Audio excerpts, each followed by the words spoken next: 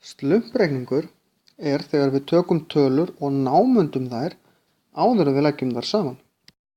Þetta gerum við til þess að einfalda tölurnar. Svo við getum til dæmis reiknað þetta í huganum. Skulum skoða eina dæmi. 3,8 við námundum það að heilli tölu, þá er 8 hærri en 5, þá hækkar þetta upp í 4. Næsta tala fyrir aftan einingasæti hérna er 3, það hækkar ekki, og svo 9, þetta hækkar upp í 2.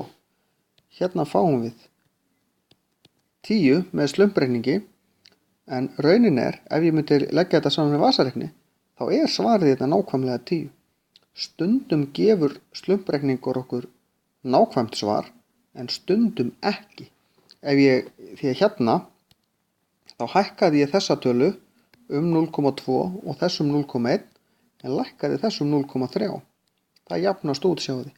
En ef ég þurfti að hækka allar tölunar, þá væri þetta ekki eins nákvæmt. En það er aldrei, eða mjög sjaldgæft að það sé mjög mikil skekkja. Við skulum námunda næsta 100. Þetta er nærði að vera 200 heldur en 300. Þetta er nærði að vera 400 en 300. Og þetta 100. Út úr þessu fáum við 700. Hér, ef við leggjum þetta sem í vaxinni, þá er þetta næstum því 700. Það vantar pínu upp á. En þarna sjáum þið að með slumpreikningi þá er þetta miklu auðveldari, ég er mikið fljótari. En útkoman er ekki alveg nákvæm.